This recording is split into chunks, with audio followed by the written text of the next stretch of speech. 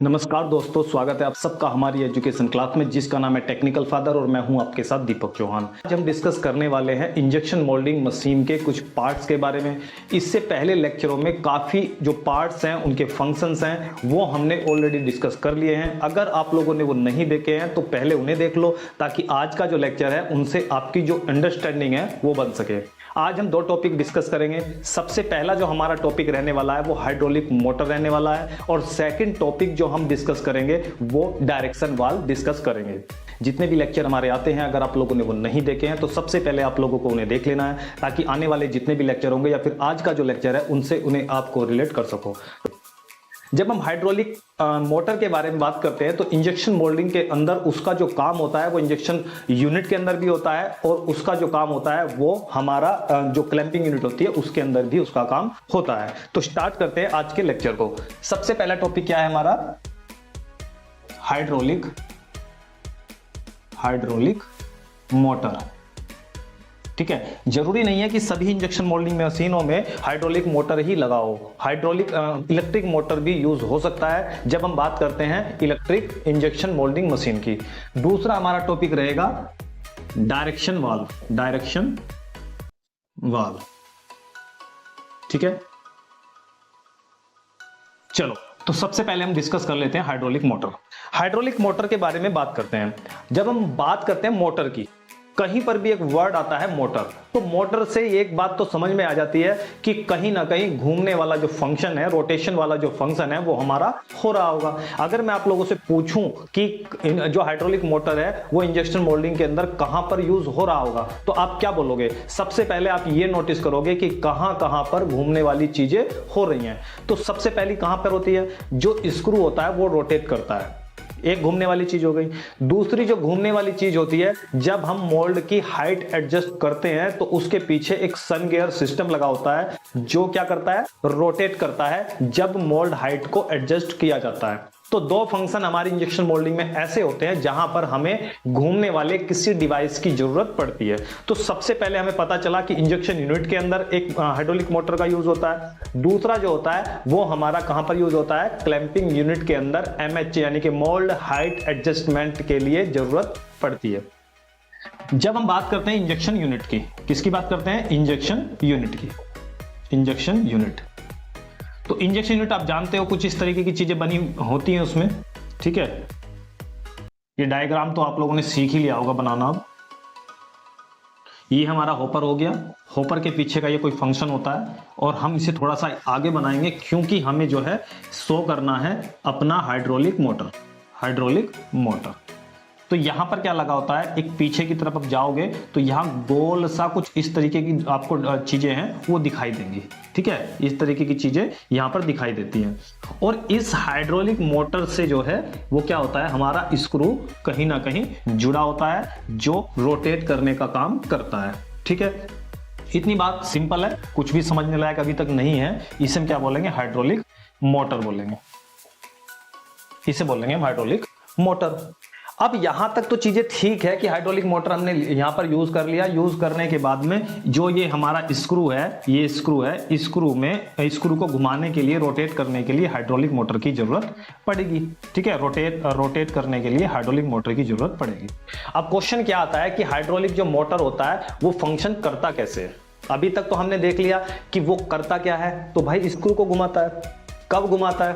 जब तक आप लोगों को टॉपिक के बारे में पूरी क्लैरिटी नहीं होगी तो आप जो फंसने वाले क्वेश्चन है उनका आंसर आप नहीं दे पाओगे। तो पूरी क्लैरिटी क्या है? क्वेश्चन के बेस पर हम देखते हैं हाइड्रोलिक मोटर क्या है। हाइड्रोलिक मोटर एक ऐसी डिवाइस है, एक ऐसा मोटर है जो हाइड्रोलिक फ्लूइड के माध्यम से रोटेट करता है।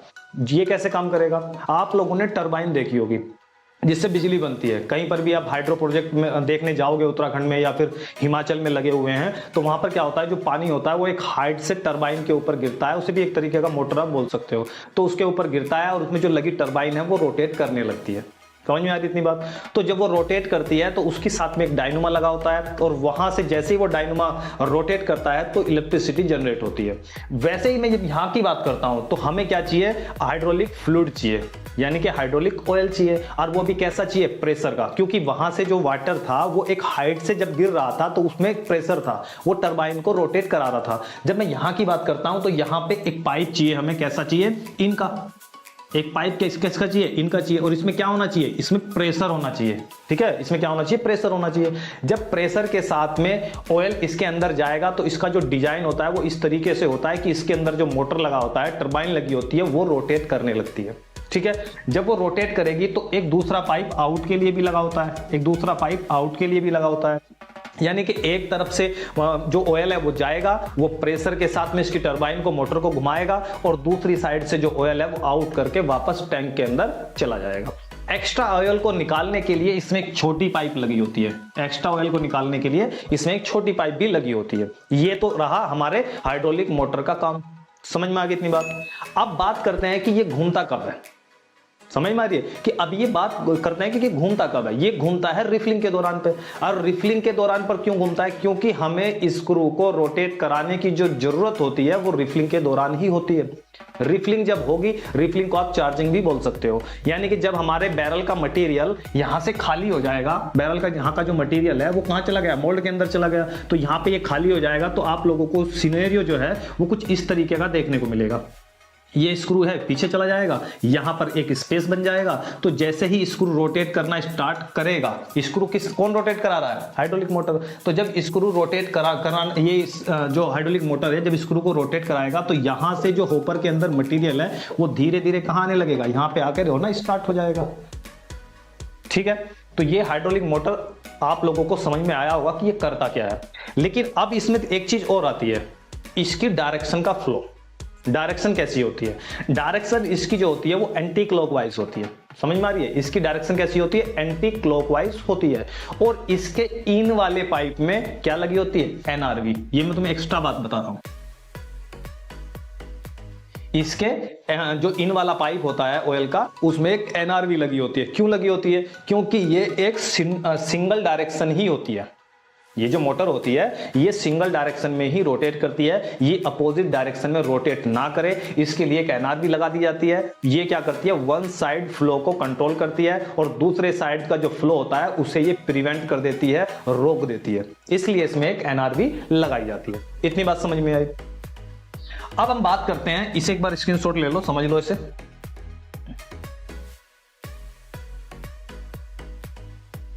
हो गया।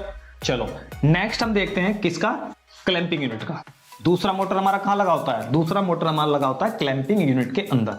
तो क्लैंपिंग यूनिट में क्या होता है, यहां पर मैं इसे पूरा बना देता हूं। क्लैंपिंग यूनिट में सन गियर सिस्टम होता है। क्या होता है, एक सन गियर सिस्टम होता है। आप जानते हो कि क्लैंपिंग यूनिट के अंदर एक टाई बार ये होती है, एक टाई बार ये होती है, एक टाई बार ये होती है और एक टाई बार ये होती है। 4 टाई बार होती है और चारों टाई बार पर 3 प्लेट लगी होती है, ए, बी और सी। जो 2 प्लेट होती हैं वो फिक्स प्लेटें होती हैं और जो 1 प्लेट होती है वो मूवेबल होती है, वो मूव करती है। ये मूवेबल प्लेट कौन सी होती है, जिस पर जो मोल्ड हमारा होता है वो गति करता है, ओपन क्लोज की पोजीशन में वो मूव करता है। तो ये जो प्लेट होती है, ये जो हमारी टाई बार है, टाई बार के ऊपर एक गियर लगा होता है। टाई बार के ऊपर क्या लगा होता है, गियर लगा होता है। टाई बार के ऊपर एक, यहां पर एक गियर लगा होगा, यहां पर भी एक गियर लगा होगा और यहां पर भी एक गियर लगा होता है। ठीक है, इसे थोड़ा आगे कर लेते हैं। यहां पर इस तरीके के जो गियर हैं वो आप लोगों को देखने को मिल जाएंगे। कभी भी जब आप लोगों की मशीन खुलती है तो कभी नोटिस करना कि कुछ इस तरीके की चीजें आप लोगों को वहां पर देखने को मिलती हैं। ठीक, अब ये जो बड़ा गियर है इसमें कुछ इस तरीके के आप लोगों को गियर बने दिखाई दे जाएंगे। कुछ इस तरीके के गियर आप लोगों को बने हुए दिखाई दे जाते हैं। आज जाकर देखना कि इस तरीके का कुछ आप लोगों के यहां है या फिर चेन सिस्टम है। ये गियर हो गए 2, ये तीसरा गियर हो गया।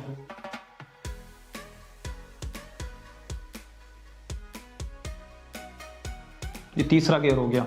अब इसमें होता क्या है कि ये जो बड़ा गियर है ये एक हाइड्रोलिक मोटर से जुड़ा होता है। ये जो बड़ा गियर है एक हाइड्रोलिक मोटर से जुड़ा होता है,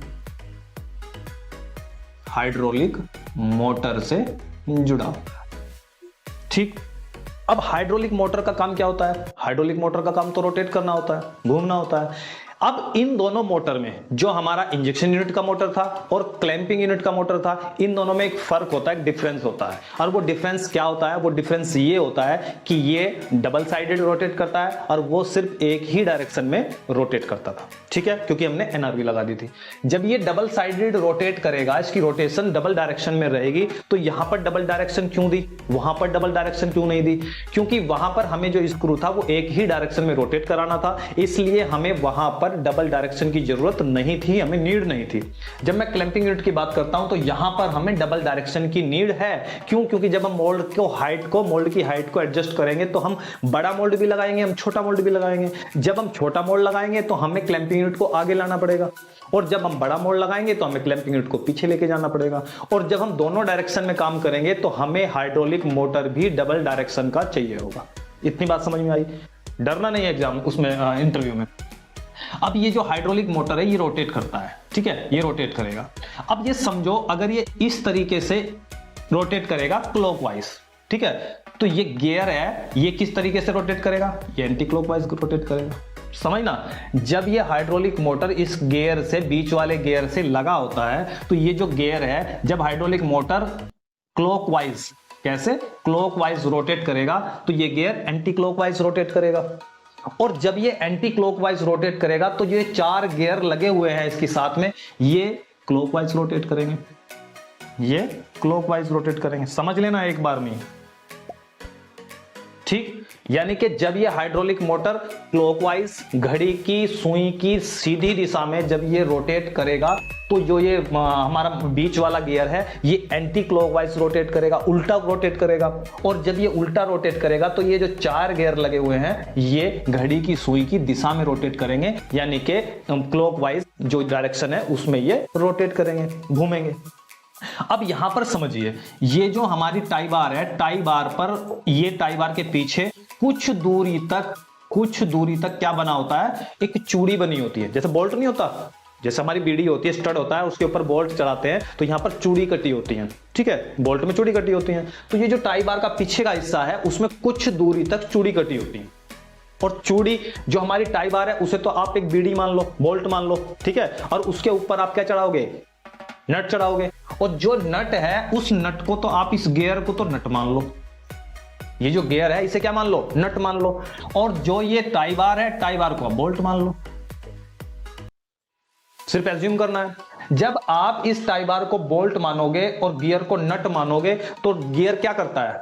जो नट क्या करता है? जब आप नट को घड़ी की दिशा में यानी कि सीधी तरीके से घुमाओगे तो बोल्ट चढ़ता चला जाता है, बोल्ट में चढ़ने लग जाएगा नट। और जब ये बोल्ट में चढ़ेगा तो जब ये हाइड्रोलिक मोटर है, जब ये सीधी दिशा में घूमेगा तो बीच वाला मोटर जो गियर है वो उल्टी दिशा में घूमेगा, और ये चारों गियर घड़ी की सुई की सीधी दिशा में घूमेंगे और ये टाई बार पर चढ़ना स्टार्ट कर देंगे। ये क्या करेंगे? टाई बार पर चढ़ना स्टार्ट कर देंगे। और जब ये चढ़ते जाएंगे तो पीछे जगह छोड़ते चले जाएंगे और जो आगे वाली चीज है उसे आगे की तरफ धकेलना स्टार्ट कर देंगे। इतनी बात समझ में आई? तो जब हम क्या करते हैं, हाइड्रोलिक मोटर को घड़ी की सुई की सीधी दिशा में घुमाते हैं तो बीच वाला गियर उल्टी दिशा में घूमता है, और उल्टी दिशा में जब ये घूमता है तो इससे जुड़े हुए जो गियर हैं वो घड़ी की दिशा में सीधी तरफ घूमते हैं। और जब वो सीधी तरफ घूमते हैं तो टाई बार को वो टाइट करना स्टार्ट कर देते हैं, और टाई बार पर जो क्लैंपिंग यूनिट लगी होती है वो आगे की तरफ जाना स्टार्ट कर देती है। और जब वो आगे की तरफ जाना स्टार्ट करेगी तो आप क्या कर रहे हो? आप छोटे मोल्ड की तैयारी कर रहे हो, यानी कि उसके बीच की जो डिलाइट है, जो मूवेबल प्लेट है और फिक्स प्लेट है, उनके बीच की जो डिलाइट है आप उसे क्या कर रहे हो? कम कर रहे हो। कैसे कर रहे हो? समझो, ये आप लोगों की प्लेट हो गई, ये दूसरी प्लेट हो गई, इनके बीच की जो डिस्टेंस थी वो 200 थी, 200 mm थी मोल्ड हाइट, ठीक है। आप लोगों को मोल्ड जो लगाना था वो 150 mm का लगाना था, 150 mm का लगाना था। तो अब यहां पर इनके बीच की जो डिस्टेंस है वो ज्यादा है, चाहिए हमें 50 कम, तो हमें क्या करना पड़ेगा? क्लैंपिंग यूनिट को आगे लाना पड़ेगा, जब भी तो हम छोटा मोल्ड लगा पाएंगे। जब हम क्लैंपिंग यूनिट को आगे लाएंगे तो आगे लाने के लिए हमें ये पूरा प्रोसेस दोहराना पड़ेगा। समझ में आ गई इतनी बात। तो जैसे ही हम इसे करेंगे तो इसके बीच की जो हाइट है वो कम होती चली जाएगी, ठीक। और हम छोटे मोल्ड के लिए तैयार हो जाएंगे, प्रिपेयर्ड हो जाएंगे छोटा मोल्ड लोड करने के लिए। ये बात तो रही हमारी एक डायरेक्शन की, ठीक है, स्क्रीनशॉट लो।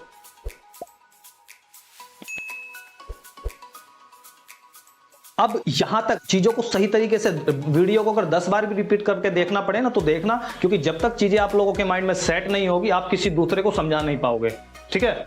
अब बात रही हमारी किसकी, बात रही हमारी छोटा मोल्ड लगाने की, मोल्ड हाइट को कम करने की, ठीक है, थिन करने की। अब बात करेंगे थिक करने की। इसमें क्या होती है, दो चीजें होती हैं, एक बटन होता है पीएलसी के अंदर, एक होता है थिन और दूसरा होता है थिक। दूसरा होता है थिक, थिक मतलब मोटा करना, ठीक है, थिक कर मतलब मोटा करना, और ये पतला करना, पतला करना। तो जब हम पतले करने की, थिन की बात क्या आ रही है, जब हम छोटा मोल्ड लगाएंगे तो हम बटन कौन सा दबाएंगे, थिन वाला, और थिन वाला जैसे ही बटन दबेगा तो हमारा जो हाइड्रोलिक मोटर है वो घूमना स्टार्ट करेगा सीधी दिशा में, बड़ा गियर घूमेगा उल्टी दिशा में, चारों गियर घूमेंगे सीधी दिशा में, और जो मोल्ड की हाइट है वो कम होना स्टार्ट हो जाएगी। अब हम दूसरी डायरेक्शन की बात करते हैं, और ये डायरेक्शन हमारी, अगर हमें 200 mm का ये साइज है और हमें 500 mm का मोल्ड लगाना है, 500 mm मोल्ड हाइट का मोल्ड लगाना है, तो हमें क्या कर देना है, इसका उल्टा कर देना है। उल्टा कैसे करना है, अब हम जो मोल्ड लगाएंगे, बड़ा लगाएंगे, तो हमें किसकी तरफ जाना पड़ेगा, थिक की तरफ। थिक मतलब मोटा, ठीक है। तो जब हम थिक वाला बटन दबाएंगे तो ये जो हाइड्रोलिक मोटर था अब इसकी डायरेक्शन चेंज हो जाएगी, और वो डायरेक्शन कैसी हो जाएगी, डायरेक्शन हमारी हो जाएगी अपोजिट साइड।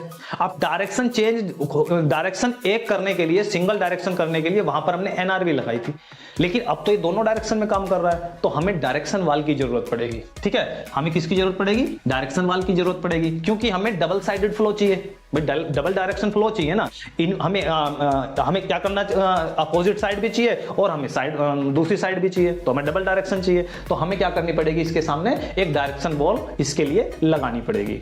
कभी क्या होगा, जब हमारा जो पाइप ऑयल था, जब वो इन हो रहा था यहां से दूसरी तरफ से और आउट हो रहा था दूसरी तरफ से, तो हमारी जो इसकी डायरेक्शन थी वो चेंज हो जा रही थी। अब हम जैसे ही पाइप का ऑयल का डायरेक्शन चेंज कर देंगे तो ये जो हाइड्रोलिक मोटर है ये अपोजिट साइड घूमना स्टार्ट कर देगा और गियर पॉजिटिव साइड घूमना स्टार्ट कर देगा, ठीक है। डायरेक्शन में इधर की साइड घूमेगा और ये जो गियर है अब इधर की साइड घूमेंगे, और जब ये इधर की साइड घूमेंगे अब समझ जाओ कि जो हमारा नट था वो बोल्ट पे से हमने उतारना स्टार्ट कर दिया, और जब हम उतारेंगे तो हम पीछे की तरफ आते हैं।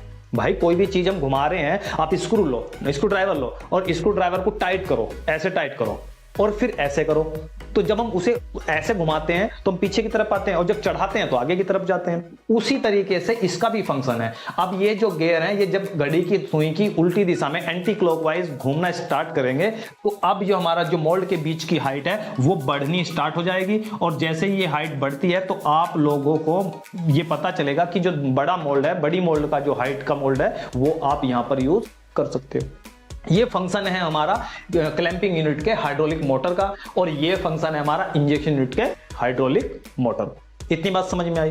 कुछ समझ में नहीं आया तो नीचे कमेंट बॉक्स में आप पूछ सकते हो। अब ये तो रहा आप लोगों का क्या, हाइड्रोलिक मोटर। अब हम बात करेंगे डायरेक्शन वाल्व की, ठीक है।